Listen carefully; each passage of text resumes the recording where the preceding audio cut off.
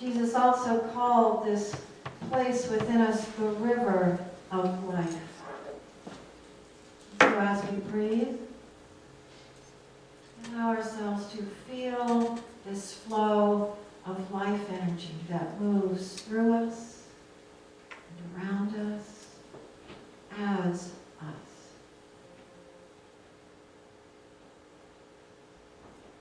The one presence known by many names. A part of every cell and atom of our being. The one presence.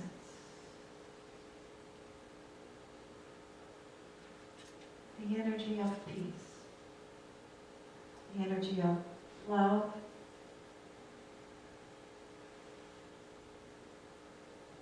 The energy that exists before we come into body, and the energy that continues after we leave the body.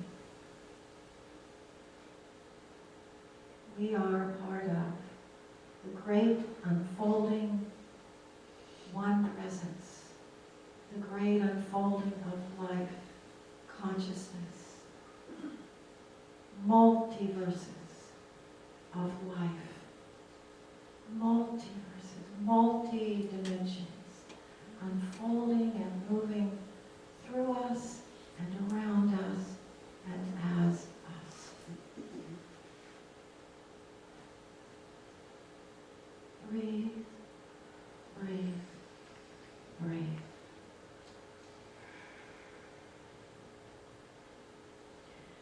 I ask you now to listen to the words of Hafiz. These words that Hafiz wrote for you.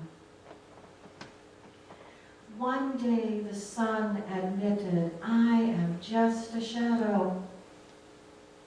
I wish I could show you the infinite incandescence that has cast my brilliant image. I wish I could show you when you are lonely or in darkness, the astonishing light of your own being. So take another deep breath. I invite each one of us to deepen into this awareness, the astonishment, the awe, the wonder, the astonishing light of our own being.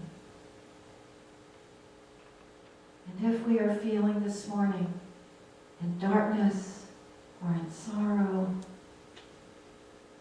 or if we're feeling alone, and for all of those on the planet who are feeling alone or sorrow or fear. We know that we are connected in our oneness, and we can know the astonishing light of our own being. And as we know this light, our consciousness affects the consciousness of those who are feeling in darkness. So as we take a few minutes of silence, I invite us to know the astonishing light of our own being.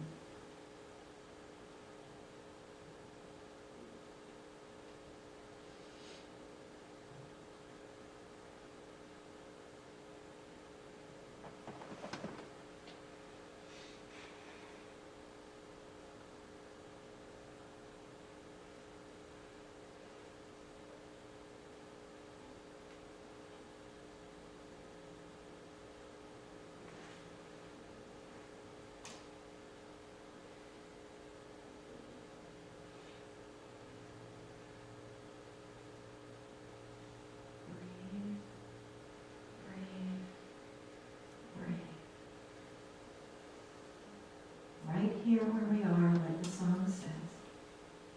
Right here, right now. When I pray, I feel my heart go deeper into my God, into that great, beautiful reservoir of peace and healing and well-being. And if you are holding others in prayer, you're invited to say their name out loud if you so wish, or simply whisper it in your own heart.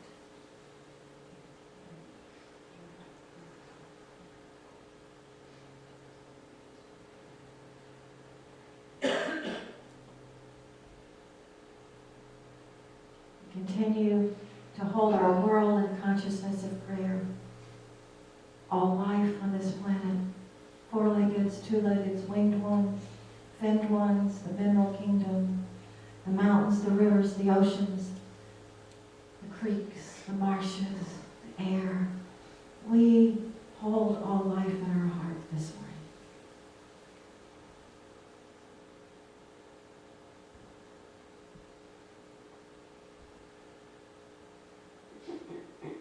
Peace, peace. And so it is, and so we let it be. Namaste.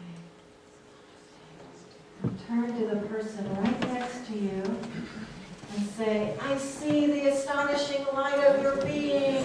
I see the astonishing light of your being. I see the astonishing light of your being.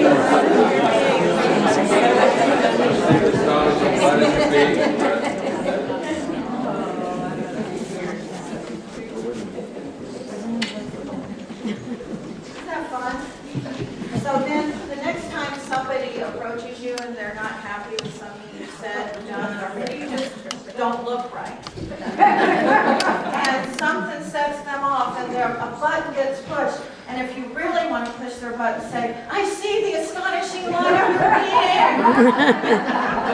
They'll either run from the building screaming, or they'll stay to hear what else you have to say about that. Because for most of us, we haven't been told enough about the astonishing light of our own being. Really? So there will be those who don't run from the buildings. They'll want to know more, Evelyn.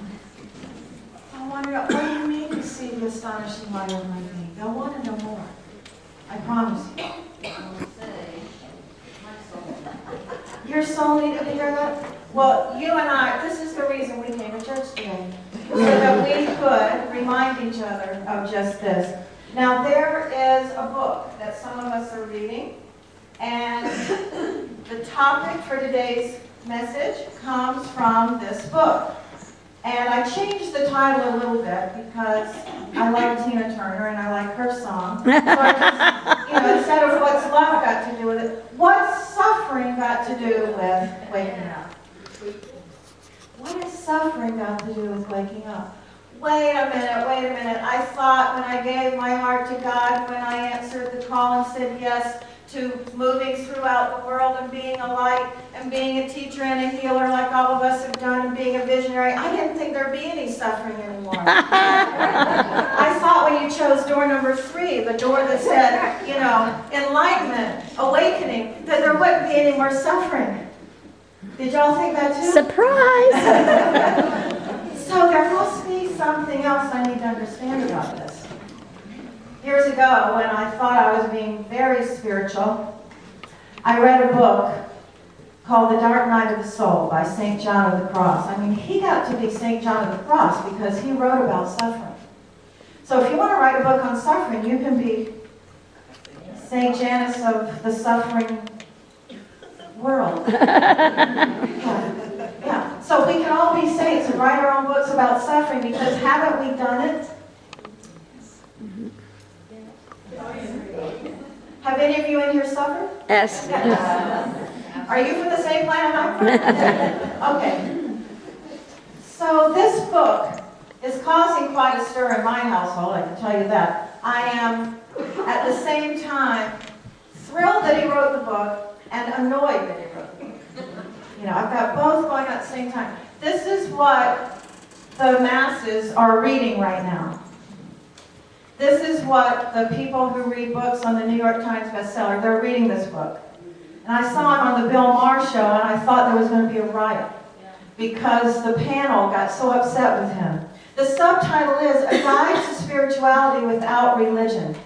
Yeah. So if you've been at all connected with any particular spiritual path or religion, there will be something in this book that will push your button.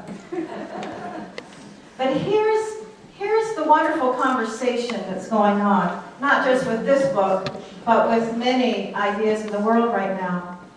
Can we say that religion is helping more or less? Or can we say that religion may have caused some of the major troubles on our planet? I mean, can we say that? And so there might be something for us to look at.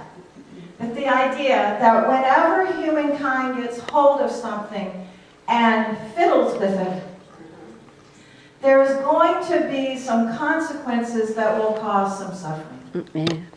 So we bless our human family. We have survived for a long time in a lot of different ways, and religion's helped us do that.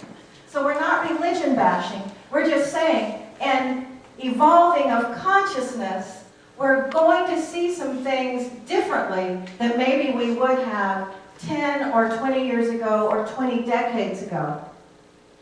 There are some religions in the world that are still operating on 20 decades ago, 20 centuries ago.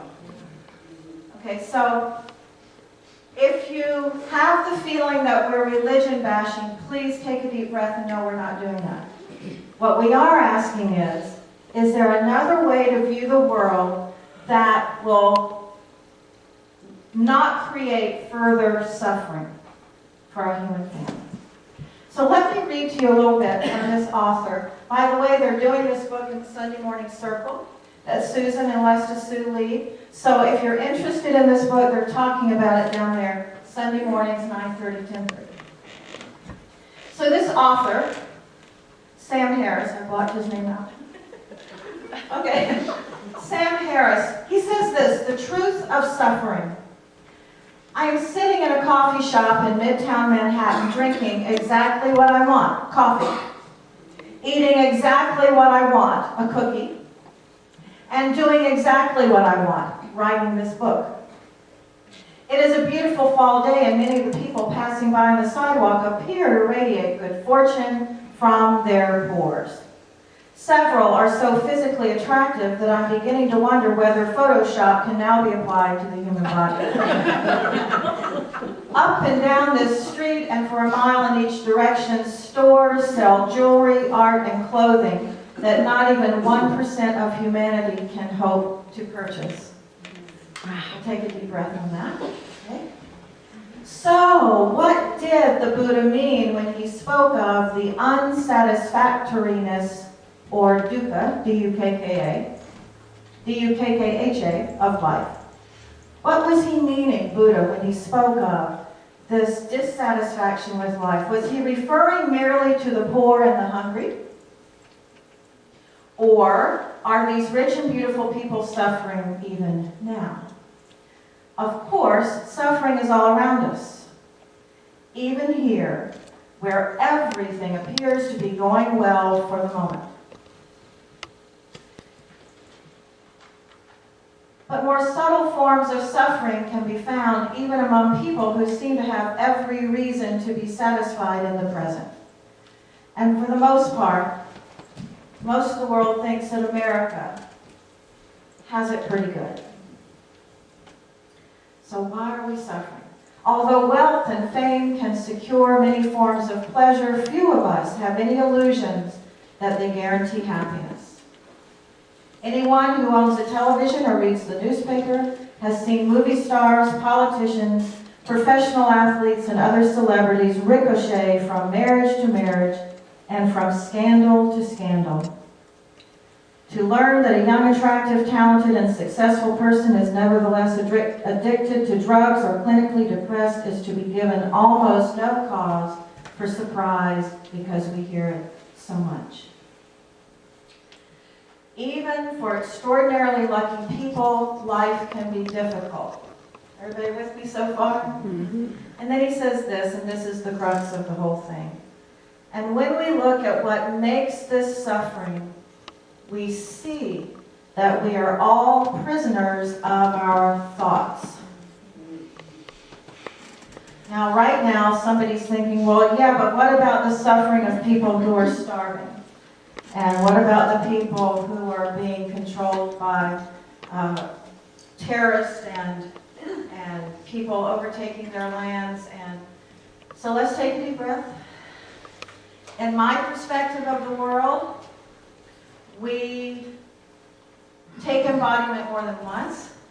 In my perspective of the world, we have a part in choosing the life experiences we come into. So that's my perspective. But you don't even need to share that perspective. Uh-oh. What happened? Trigger finger? I can't be trusted with this. Somebody else needs to drive. So,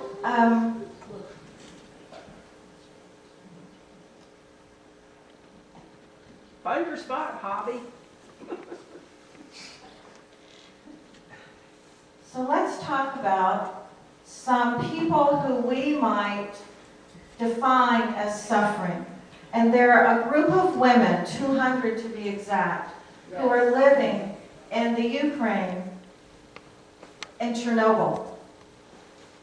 They refused to leave the area. Actually, they were carted away, and they left the encampment where they were, and they came back to their place, their community, their neighborhood, and they've continued to live there for 26 years.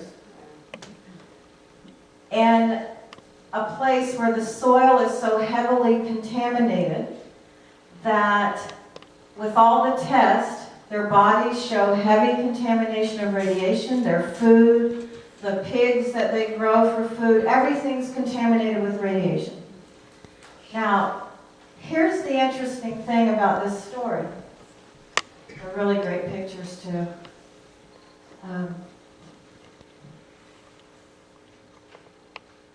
These women, it says they've outlived their husbands, and they've outlived their counterparts who were taken away to an encampment of, quote, safety.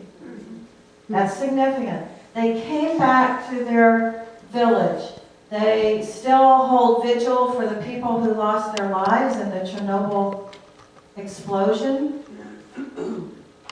They have found a way to live in community and have told the authorities they have no interest in moving to a place of greater safety. And here's what some of the things that I found out about these women. They live in what's called the dead zone, surrounding Chernobyl's reactor number 4. 200 of them at this point. And it says they're oddly thriving. Starvation is not starvation is the thing that scares me, not radiation, says one of the elderly women named Hannah. She's more afraid of starvation. She said that stark choice was our life during the reign of Stalin. They had a choice. I was in Leningrad. I saw the memorial where millions of people are buried. And I saw people still holding one another, weeping at the incredible experience they lived through. Food was kept from going in to the towns where they needed it. They starved. They were eating wallpaper and shoe leather. This is starvation. She said, that's what I'm afraid of, but not radiation. She said, from Stalin's enforced famines in the 1930s through World War II to nuclear disaster, I choose this place. Like the wolves, moose, wild boar, and other wildlife not seen for decades that have come back to the abandoned forest around Chernobyl, the women of the exclusion zone, or dead zone, have an extraordinary story of survival and offer a strange, affirming portrait of the power to make our own choices and the power of community. How could this be? Certainly their exposure at an older age put them at smaller risk, because the sad fact is young animals, including humans, are more severely affected by radiation. So they had that going for them. But let's consider a less tangible, though equally powerful idea. Does happiness affect longevity? That was Carol O'Dwyer's topic a few Sundays ago. Happiness affects longevity. More importantly, it affects just general overall well-being, no matter what age we are. Is the power of motherland or community so fundamental, so palliative? Our home and community forces that can rival even radiation. Home and community rival poisonous thoughts and poisoned food. Remember in the Bible when we're told that the Apostle Paul said that when you're in the Spirit of God, that you can drink deadly poison or even pick up a deadly snake. Would you bring the snakes out? So we can drink deadly poison and pick up deadly snakes and we will not be harmed. Remember that story? They're sitting around the fire and he reaches down to get, do something with the fire, and some viperous snake grabs hold of his hand. He shakes it off. Shake it off. So when we are surrounded by ideas or events that feel torturous or harmful, these are some of the things to think about. We have the ability to do something else with the suffering. So, radiation or not, these women are at the end of their lives, but their existence and spirit will leave us wondering about the relative nature of risk, about transformative connections to community and to home, and about the magnificent tonic of making personal choices and determining our own future. They are unexpected lessons from a human tragedy. Now, I'm not saying that we should all move to where there's leaking nuclear power plants. I'm not saying that we should go find a place with toxic air and water to live to prove a point. Whoa there, good point.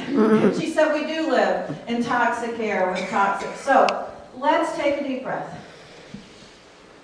Unity's basic foundational teaching is the same thing that Jesus taught. As we think in our hearts, that's the way we are. So we can scare ourselves to death, or we can lift ourselves to life.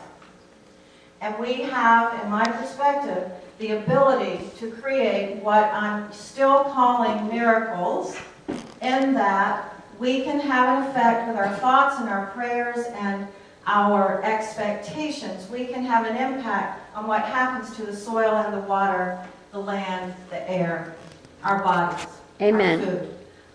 And we want to make the choices to support and affirm life. Yeah. We do the basics. We recycle. We try not to cause any more suffering. We try to make choices that help rather than harm, right? We're still learning. We're still learning. So, these women are teaching us something.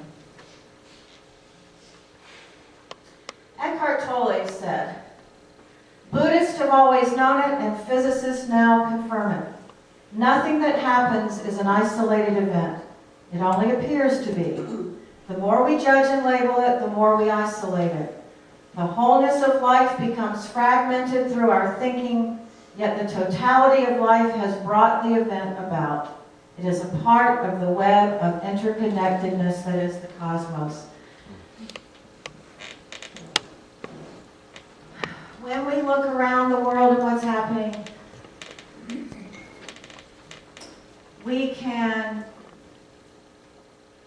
pray to know what our right and perfect step is in helping or assisting, bringing support, bringing healing. We can ask, what is our next right and perfect step? And that's a great thing to do. And I would say all of us in this room are doing that. If we go ahead and start making up scary stories, if we start making up scary stories about how bad it is or how bad it's going to be, then we can help to create something being worse and creating more suffering. Does this make sense? Yep.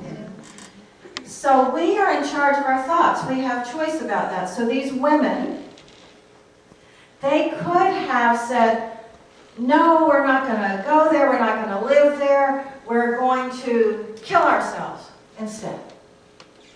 Our land is gone. Our families are gone. Some of our family got killed at Chernobyl. They could have said, we're just not going to play anymore. This is too horrible. This is too horrible. And instead, they made a choice to go to the very place where the toxicity was so high, and they said, we're going to live here because we want to be together. We want to support each other. We want to take care of our land. We want to see if something else can happen here. We don't want to leave. This is where we want to die. This is where we were born. This is what we want to do. And a lot of people are feeling now about planet Earth the way these women feel about Chernobyl. They find something good in their lives. They give thanks for the wild pigs. They give thanks for the food that is growing. They give thanks for the air they are able to breathe. They give thanks that they're all together. They give thanks that they have group memory. They give thanks that they all share a faith, a spiritual path, that they can help one another find their strength. They're supporting each other. And I told someone a few weeks ago who was telling the same story of suffering over and over. I said, you know, if we're not careful, we make the suffering bigger. We make the suffering last longer in the way we're defining and interpreting what's happening. Let's talk about how suffering can be a wonderful teacher. So when you get here and you fill out a form of all the things you want to experience, I bet none of us checked the box that says suffering. Yeah, I want to experience that. When we have had our share of suffering, however, we open to a way of living that does not create further suffering. Amen. It's one of the things compassion does. When we have compassion one for the other, when we have compassion for people all the way over on the other side of the world, when our hearts open, blasted open sometimes from shocking events, and we sense that compassion, we are helping to transform the world and helping to transform consciousness that will make a decision to create no further suffering. Have you said that to yourself lately? I've suffered enough. I choose not to create any more suffering. You better believe it. You better believe it. Eckhart Tolle said this, the Buddhists taught when we have this consciousness, this idea of opening to a way of living that does not create further suffering, that we have opened to what the Buddhists say is the end of suffering. We open to what Jesus called the kingdom of heaven within. Heaven within you in the here and the now, that is the end of suffering. Does everybody touch your heart? Yes. Yeah, we touch our heart to tap into a consciousness. We call it Christ consciousness, or the consciousness of love, or the kingdom within, the one presence. And this is the place where we give ourselves over to this idea of ending suffering. Where can we end suffering? In our own consciousness. We end suffering in our own consciousness. So that I don't add any more into the collective. I don't want to be looking for any more enemies, because that increases suffering in my world. I don't want to look to anyone else to blame for what's not looking okay, because that creates more suffering. I want to do my own inner work so that I don't blame you or the president or the Republicans or the Democrats. I don't want to create any more suffering. So I'm releasing blame, shame. I'm releasing the story that anybody else is the reason for my suffering. Amen. Well, that's big. I had to work on that for 65 years. So by 3 methods we may learn wisdom. I found this on the Church of Facebook. 3 ways we learn wisdom. First, by reflection, which is noblest. That would be also called silence, meditation, prayer. Second, by imitation, which is easiest. That works. The imitation of Christ, the imitation of Buddha. That works. Third, by experience, which is the most bitter. This is what Confucius said.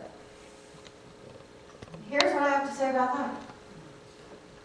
Experience is the one thing that can help us speak with true authority when we've had experience.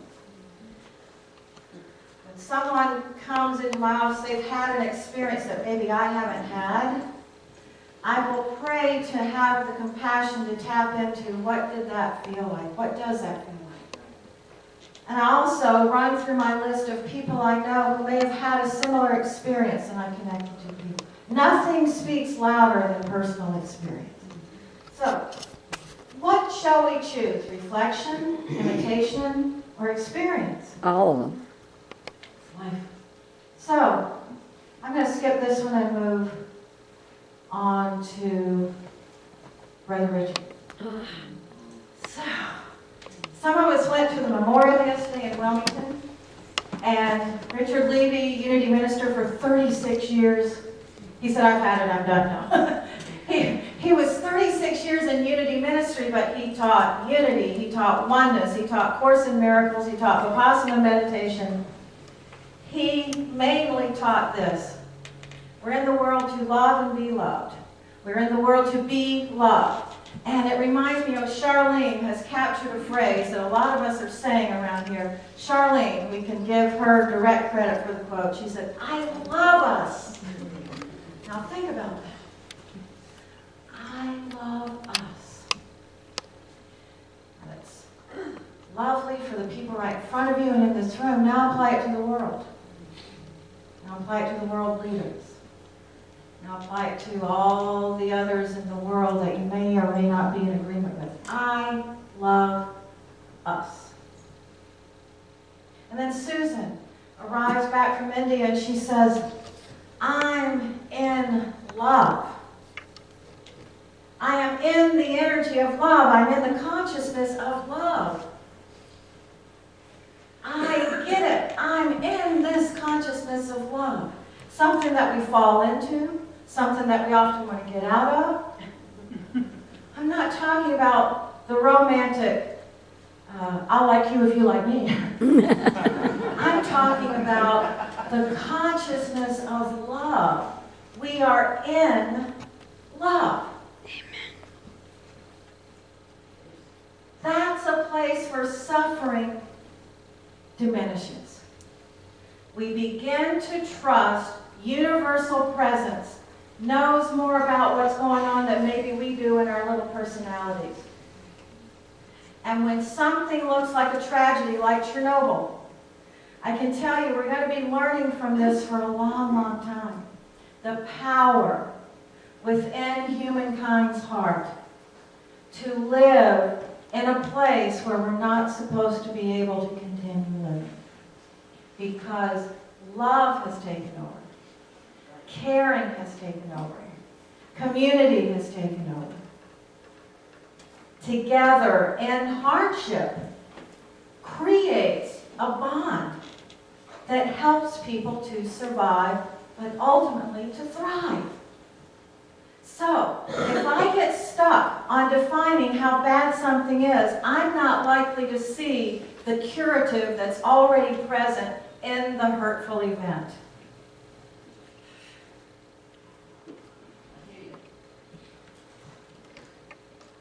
So,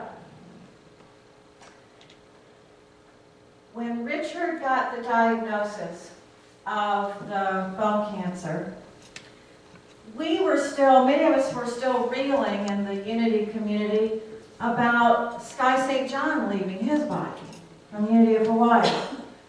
And then Richard gets his diagnosis. And you know, we had a lot of sorrow. We had a lot of anger, Ken. Ken is from the Wilmington community. Lots of waves of feelings and emotions running around through us. Because, as we saw, those of us who went to the memorial yesterday, Richard was a fine example of masculine physique. We'll just say it right out loud.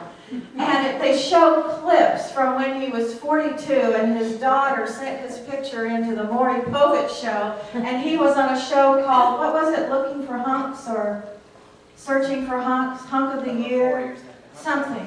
And he was on there flexing his muscles. He looked like a, what do you call those guys who dance? A Chippendale dancer. How do you know what they look like? He was a Unity minister, and Maury Povich just thought that was the greatest thing, that a minister could be on national television flexing his muscles.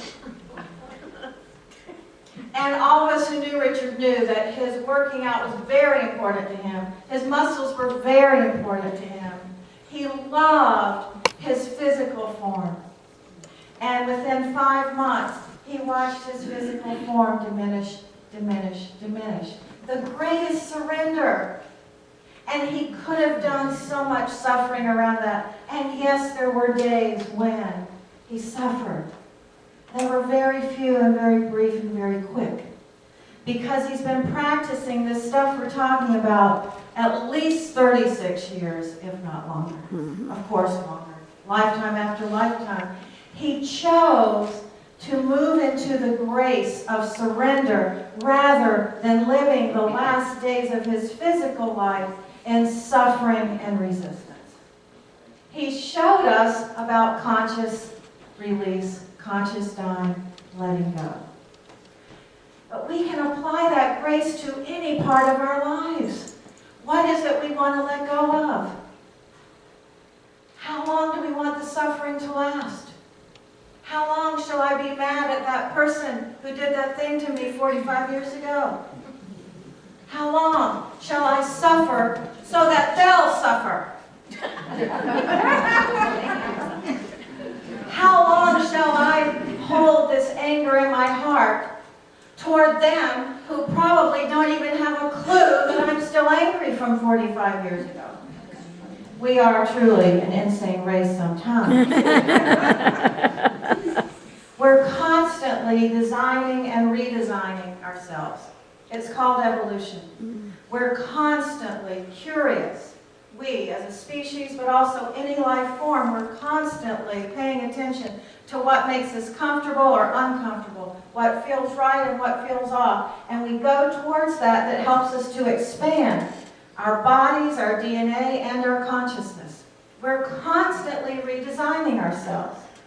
And it's not wrong to suffer. It's simply that we have a choice in how prolonged we want it to be and how much juice we want to get out of it. there's a way to get juice out of it without leading our lives in suffering. It becomes events of suffering, but not the whole journey. Is that okay? Okay.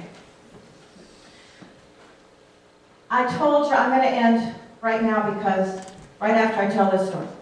Because we have food downstairs and then back up here for connecting the dots. One of the things that happened with Richard's diagnosis, a lot of us felt shocked. Wait a minute, this can't be happening. He's the finest physical physique ever, and this is happening to him. What's going on? A lot of us were in shock on this. Sometimes life will shock us, and we will stay in that shock if we do not have the trust and faith that all things are flowing and moving and working together for our awakening. That's trust. The hard stuff, the things that make us upset, the things we don't want to be happening, and we take a deep breath. There is a curative, a transformative energy in this, and I just don't fully understand it yet. That's what we're invited to do. So, you remember the story I told a few weeks ago about the dragonfly that I found on my walk with Sasha? And so I put my hand down, the dragonfly got on my hand. And remember, I'm walking Sasha. It looks something like this. And